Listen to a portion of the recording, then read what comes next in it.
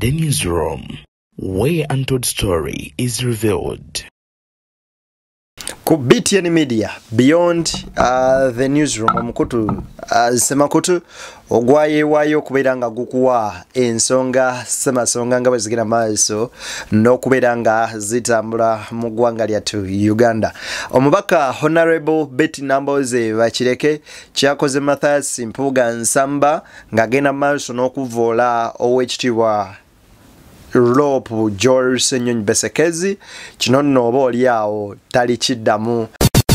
Ebuvanjuba nebugwanjuba ewaka wasigalawo ewasinga. Beyond the Newsroom gwe mukutu ogukuleetera ekyo ekisinga katiranga naffe ng'oyita ku noti 771 ne noti 744 na bino bikulu tetulanga bafere tetulanga basawo ba kinnansi n'abagwa mu koowa eryo mwebale kutuwagira. Thank you. Yadde okukigezaako omulundi ogumu bwe guti amuvunaana ki teeka lya UPDF Amendment Bill eryagenda maaso n'okuyisibwa Parliament. Yagamba nti Joel Ssenyonyi yakulembera ab'oludda oluvuganya ne bafuluma Parliament kyokka nga bo baali bateeseteese enkola ate oba oliawo ey'omuzinze yali egenda okulemesa ebimu mu tteeka lino okuba nga liyisibwa. Kaakati nno olunaku olwaleero Mathias Mpuuga Nsamba wennyini agenze maaso n'okubeera nga aggulawo ekibiina kye n'okutongoza ekibiina kye ekipya ekimanyikiddwa nga Democratic Front. Biki ebibaddewo ebyekuske biki byobadde tomanyi ku Mathias Mpuuga Nsamba bibino byonna mbikuleetedde ku mukoto semakoto Beyond the Newsroom. Yenzeddeni abatuusaako ensonga ate ez'omuzinzi nga zino nkusaba n'obuwombeefu obw'ekika ekyawaggulu video eno gimpere like bw'ogiwa like ogyaba onkoze bulungi nnyo nnyini ddala cause video yaffe ejja kudduka ku speed ya yiriyiri tusobole otuuka ku buli sekinoomu mu ngeri y'emu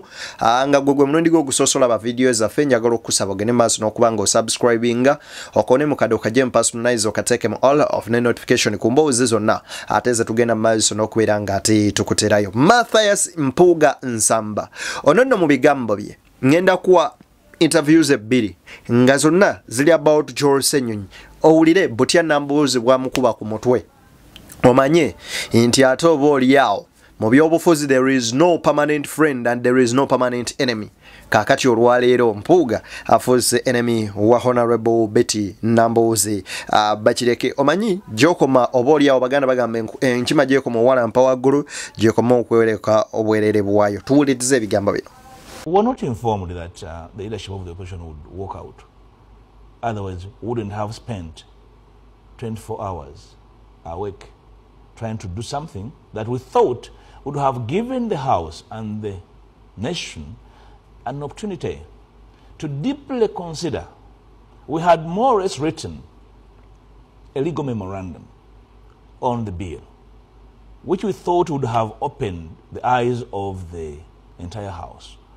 on the far-reaching implications on each of the clauses we were going to consider in that bill. It never was, and yeah, I mean, that's the leader of opposition came out and said that he had consulted and reached a consensus on the walkout. Do you want to suggest that none of the committee members had been consulted on this issue? If the leader of the opposition had consulted, then he did not consult any one of us who were in the meeting, in the committee. And consultation is his preserve. Probably he did not find it respectful to inform his team that was considering the option for over 48 hours before coming to the House, because the Honorable Segona moved fast ahead of us to come and bring the hard copies for uploading on the parliamentary system. And he informs me by the time he was walking into the chambers, the team was walking out. Mathias Mpuuga Nsamba agamba bamala essaawa 48 n'essaawa 24 nga tebeebaseeko wadde nga bali mugenda maaso n'okola framework okubeera nga obaoliawo bakola kye bayita minority report nga bagenda maaso n'okubeera nga bayita mu etteeka lino oba bill eno gye baali bagenze maaso n'okuleeta the 150 pages mu buli ka clause oba mpite mukayite ntya ka clause buwakatirwa bonna oba ennyingo buli nnyingo yonna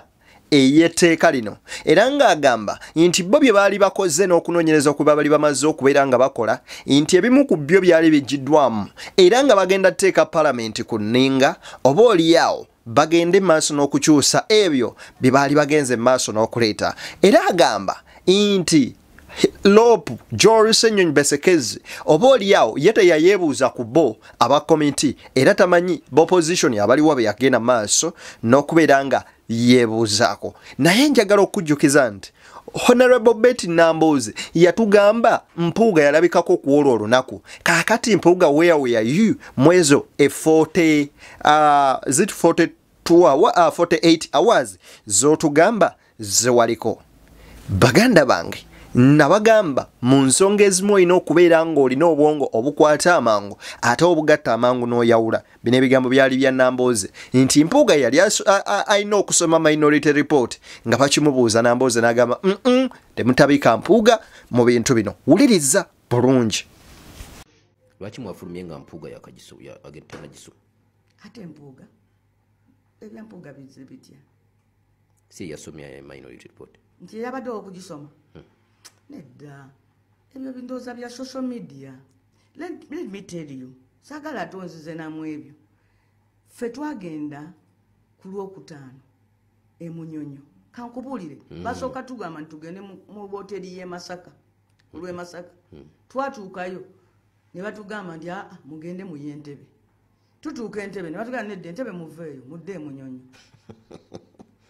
naye bwe twagenda ku Lwokutaano tubeerayo ku Lwomukaaga tubeerayo ku Sande olunaku lwaleero ku makya kuba leero lwakubiri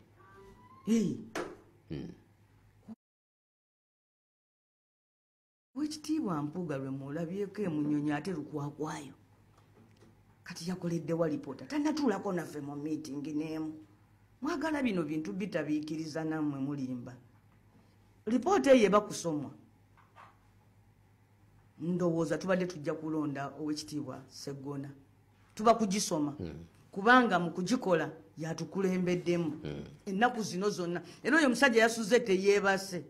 owulidde ne kati goddira otya omuntu atannajjako mu meeting wadde memba w'akakiiko kano ne teyabaddeko mu meeting zaffe mwandibaddemu ne muwuliriza byagenda okusoma ani nkugambye nti lipoota eno eba kusomwa bwetaalisomeddwa Sseggona oba oliawo mpozi yalisomeddwa Basaalirwa lwaki betubadde nabo mu kugikola omuntu gw'oyogera nako erinnya lye tannabe wadde memba w'akakiiko kano naye omu kubatazze mu nkiiko tabeerangako mu nkiiko zaffe tabeerangako mu nkiiko zino ye Mathias Mpuuga Nsamba kyokka kati essaawa eno ali ku TV akakasa abantu nga bwe yamala essaawa 24 nga teyeebase ne bamala essaawa 48 nga bali Munyonyo bateekateeka Nambooze atugamba Mathias Mpuuga Nsamba yalabikako Munyonyo ku hotel that is Serena Walieri yalabikako ku ssaawa za kumacha ku lunaku olwokubiri kyokka nga balina obeera mu sitting ya parliament ku ssaawa 4 exactly kuba parliament etandika ku ssaawa 4 ku olwo bali balina okubaawo ku ssaawa 3 ye Nambooze agamba Mpuuga talabikangako mu meeting yaddeemu kaakati Mpuuga resolutions ze wali oleeta mu tteeka lino wali ozijja mu ggulu gw'ataatula mu meetings na banno era bagamba Minority Report singa yali yakusomebwa Oweekitiibwa Medard Sseggona yali alina okugisoma. Should we think nti mutuula kakiiko ke kamoolo ne Betty Nambooze abaali bavunanyizibwa ku tteeka eryo okulitunulamu n'okubeera nga bakola Minority Report? Kaakati ekibuuzo kiri nti gwe watuulangako mu meeting ez'enjawulo Nambooze waataali? Nambooze atunnyonnyodde process gye baatambuliramu. Kaakati Mathias Mpuuga Nsamba gwe eyiyo eri ludda wa? And then who is confusing who? If Joel Ssenyonyi teyakola consultations era nga mugamba teyayeebuuzaako bino bigambo bya Betty Nambooze bibino wuliriza bawadde lopo obuyinza nti gwe tukulembedde kasita olaba nga tutuuse ku kinnya ng'otugamba tufulume tetukigwamu kozesa judgment yo si gwe gusoose ne bwe nali mu palamenti nga tuli kugundi togikwatako twagambanga mukyala Winnie Kiza tugenda kuyingira palamenti tuusa gwe wonootugambira nti musituke tukoleki tufulume ekitiibwa Ssenyonyi bw'annyonnyodde abantu be baki tulina bannakigwanyizi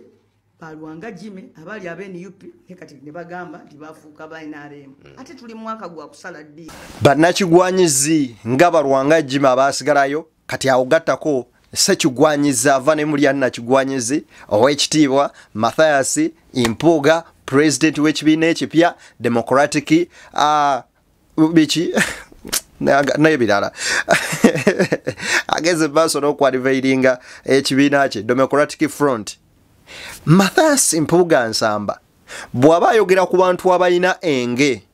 ekyamazima amatuufu tumurankinge nga number 1 walina enge ku Kisennyonyi kubanga twalaba munneewe Juliet Kakande ng'ateekawo ennyo embeera katane eŋŋumi zivuge ye nezzaake nga zakamu bugamba bw'oba obadde oyagala osigalayo mu palamenti mu house mu setteeserezo ani akugyeyo ddayo gw'oteese ebibyo by'okola ki by'oyagala kaakati Mpuuga gamba Ssenyonyi teyateesaako n'abantu Nambooza atugamba nti Ssenyonyi bamwe in case gwe olabiraka red flag konna kirabugizibwe tuti tugende eyo gye bayita rabadaba style kaakati njagala nkuwe ebigambo bino bya musajja mukulu ono masayansi omuwulirize bulungi ulira wano ne mubuuza emivuyo egyali mu kalulu ako gyonna gye badde balese mu tteeka n'agyogerako okugulirira abalonzi okukuba abalonzi embeera ezi tatambula bulungi komishona yennyini ssentebe w'akakiiko k'ebyokulonda ye kennyini n'ayogera nti ebyo byaliyo kyokka ebyo bisazaamu akalulu anti envudde egamba nti clearly bw'obanga olina antenas zitegeera ebyobufuzi n'amateeka gabitwala omanya nti guno omuzannyo baaguteekateeka gubeere bwe gutyo kyakusalirwa ky'amaanyi nakino kyenkugamba nti ne mu palamenti tokkiriza mulabe w'okuteekateeka muzannyo n'oguzannya bali bamanyi nti opposition bwe oyagala okola ebintu byo kubanga balina numbers ffe tetusobola kuzannya numbers game tusobola kuzannya logical game so ndowooza ntwasuba omukisa nga opposition wota applying logic ku kintu kino so nga ate abamu ku ffe twali tuteeseteese ekiwandiiko ekigezaako okujjungulula n'okuyiwa amazzi ku nnongoosereza ezo n'obuwaayiro obwazirimu twakikolera essaawa 24 nga situseetuse minority report muto wange Honorable Sseggona yali atukulembedde mutwali ababaka abaakikola bana nze Honorable Sseggona Honorable Asumani Basaalirwa ne Honorable Lumu naye twasobola okumatiza ne bannaffe abalala ne bakisaako omukono naye kyali kiwandiiko nga kiri technical so twasobola omukisa nga opposition okukiteeka ku record ate kyandibadde kigaidinga kubanga ne babaka b'NRM abamu waliwo abatwerako emikono kyokka singa n'abaali munda mu palamenti baawulira obuzito bw'ekiwandiiko kyaffe ndowooza yawe yandikyusa oba oliawo nkakasa era waliwo abaatunyiiga ne bagamba nti kakati mmwe mwagala tukolagane nammwe ddi wabeerawo ensonga ng'eno ekwata ku bantu n'eddembe ly'obuntu tuba twagala tutambulire wamu naye kakati mmwe mwennyini mwe mwesuddemu jjulume mulinga nga abapangise muyinza mutya okuleka ab'NRM bayise buyisa bintu nga timulina kubanga bw'osuba omukisa ogwo ogukwasa abantu ensonyi oyinza okugamba tibalina nsonyi ne waliwo abalina ensonyi ayinza okugamba nti abaali okutogikwatako mujjukira bulungi baganda bange ayina amatu awulirize ennyo baganda baabwe ab'NRM babagamba mmwe mwesuulamu mutya akaddaludalu ne mufuluma ng'essaawa gye twandigambye tubabeereremu temusobodde kusigala mu palamenti tubabeereremu. Mathias Mpuuga Nsamba yayogera ebigambo bino. Betty Nambooza atugamba Mpuuga teyalabikako yajja ku makya kakati ye akugamba baalinako lumu si munne wa Mpuuga baalinako Sseggona baali bana ye Mpuuga nani omulala Basaalirwa be bantu bameka bana excluding nze Nambooze tabirimu naye Nambooze atugamba Mathias Mpuuga teyaliyo yatuuka ku makya gwe Mpuuga bino wabikola ddi kyekibuuzo oba oliawo munnansi kyeyandyagadde okumanya yabaffe ku mateeka gonna agazze nga gakolebwa ne gabaawo nga bwe twalaba eri emmwanyi bye mwakola mu minority report biki bye mwakyusa kyuma kya mmwanyi butagenda ntungamo kyagenda mmwanyi kugikola ki byonna byasigala bitambula nga baliwe bye we bayagala ensonga zaabwe zitambule reason being they have the majority mwe muli batini balubatu bwe muti naye ate n'aboolubatu bwe ruti bwe babawa ensimbi muzirya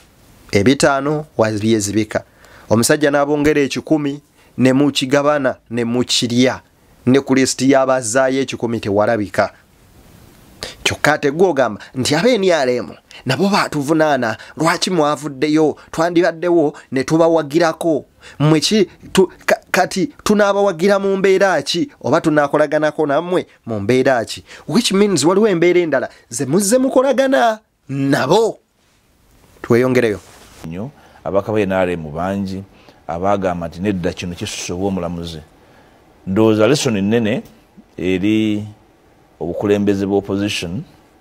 nti oluusi wateeka okubaawo okwebuuza okusingako okwakiyita mu lujja ogwakibuguumirize obukulembeze buweebwe nga tebuliimu nsisi obukulembeze bw'oba onoobuwa abantu ku nsonga ezimu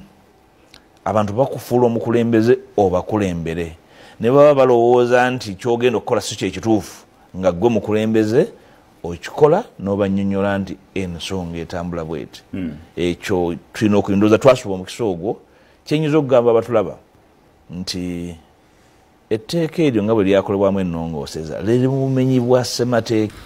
ebigambo bya Mpuuga mubiwulidde nene abaganda baagera olugero ne bagamba ewakula ennume tewakulemu saba leader of opposition Mathias Mpuuga former leader of opposition sigwe wali olina obeera mu ofiisi eyo weka ezeebeeramu abantu bangi bawinikiza bonna baali omwo ng'era ba leader of opposition ne bajja ne bavaawo naawe ozze obaddeko kkiriza ne Ssennyonyi atuwale obudde bwe akole okusalawo kwe ng'omukulembeze bwe kiba nga Nambooze agamba Ssennyonyi yakola consultation era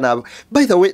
not only even Ssennyonyi Nambooze ne Honorable Ssemujju Nganda agamba bino ebimu twabyogera ng'abakulembeze kubanga ekyennaku kye tulina nti abamu ku babaka bannaffe aba opposition ne bwe tuba tuteesa nga tuli mu ssetteeserezo waffe mu ofiisi ya Ssennyonyi tuba tetunnava namu nga baabituusizza dda ku b'NRM kyova olaba ebintu ebimu ng'ebyo tubyesigaliza ekitegeeza nga Honorable Ssemujju Nganda abaakinze Right Honorable Ssennyonyi kakati at this time musajja mukulu ono omuzungu yakola Mathias Mpuuga zaake namuvunaana ye akyamuvunaana ogw'okulya ensimbi ze nga commission awuliriza mwina munnammwe yani ate munnaffe tulina abantu betwagobanga twabejjako ne tubagamba baliyo ku lwabwe tebakyakiikirira NUP kuba kisookera dda mukimanyi nti nze kati nze commissioner waki opposition omutuufu era wakyaliwo akyabba ssente zange nno ze nina okuba nga nsasulanga commissioner waliwo era akyazibba era paka kati olowooza obubbi bwali bukomye akyabba musala gwange waliwo agubba ogwa commission kubanze nabisalawo neŋŋamba bamukola kibamungoba nembyeresa privileges zo zonna waliwo azitwala waliwo azitwala n'emmotoka yange agirimu jjukira nti Ssennyonyi zaake mu kisanja kya opposition egabanyamu ekisanja kino emirundi ebiri emyaka 2.2 so bwe jaggwako eja Mathias Mpuuga nga commissioner wa parliament nga bamaze okwegabira ensimbi ziri Robert Kyagulanyi Ssentamu amugambye n'agaana ko yaatuulako ku mabbali kyeyagaana okukola nga balonzezaako okubeera nga commissioner okudda mu kifo ekyo jjukira nti era zaake yali yalondeddwa ne luli Anita Among n'akozesa olukujjukujju ne banne ne bamujja mu kifo ekyo nga bagamba nti yamuvoola ng'ayita ku mikutu emikwanira wala kyokka nga ne CDF wakola obubaka ku mikutu egyo baga ebyo bya social media byambu kakati bwe byatuuka ku zaake kooti munange neegusala ne bamugoba muki ne bamusensalinga ne bamugoba mu office kooti ensukkulumu oba ewabirwamu bwe yagenda maaso n'okubeera ng'esala eggoye n'egamba bamugoba mu bukyamu bamuddize oba oli awo ofiisi ye ebintu nno ne bigenda mu maaso n'okubeera nga biba bwe bityo. Mathias Mpuuga yelemeza oba oli awo mu ofiisi. Kaakati nno olwaleero Mpuuga ono yennyini lwaguddewo ekibiina kye ekya Democratic Alliance I mean front simanya front wulira ne kabitewe ekyo kituufu nakyo gye baalaze mu kwetondera eggwanga n'okwetondera Obuganda. Nze nga Munnayuganda ng'omukulembeze ng'aliko omuweereza wa nnyinimu tujaniriza naye okwetonda ne mu ddiini gye nsoma bw'oba weetonda ne kyewakola okyogera kyeweetonda.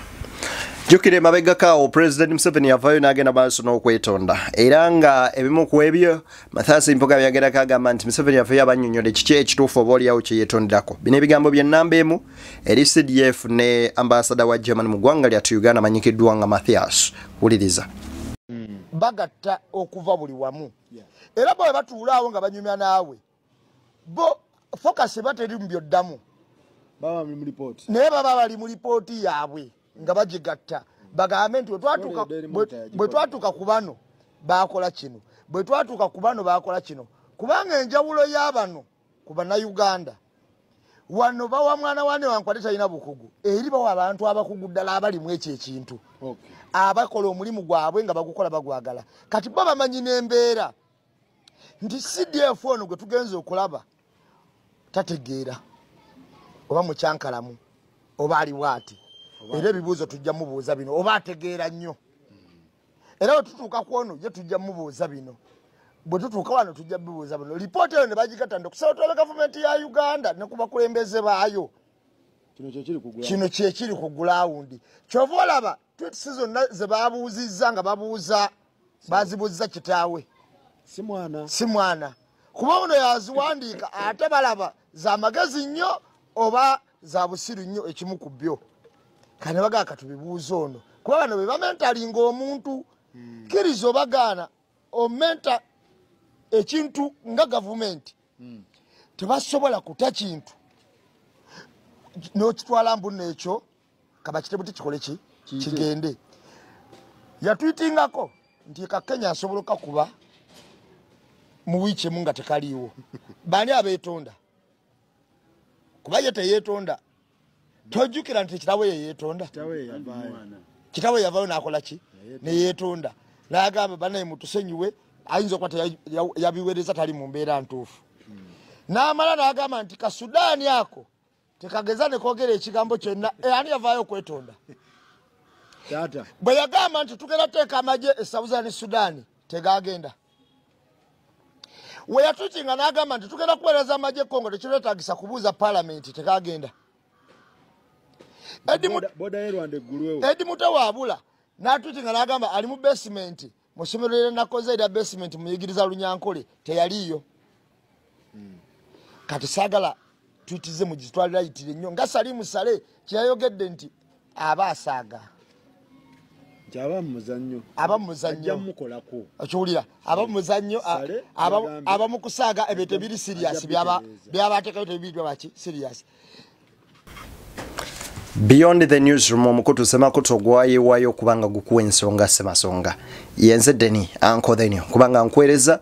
ku Beyond the newsroom banywanyi mbagaliza bimunjagaliza tusinkane mu mbuzi endala mpitirivu ze tugenda maaso n'okubanga tukolako ku mukutu guno.